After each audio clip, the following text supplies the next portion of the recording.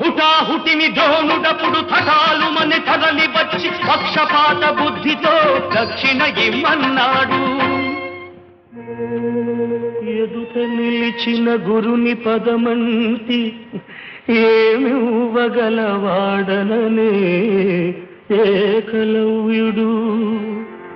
బొటన వేలివ్వమనే కపటి ఆ ద్రోణుడు, వల్లెయని శిష్యుడు చెల్లె ద్రోణుని ముడుపు.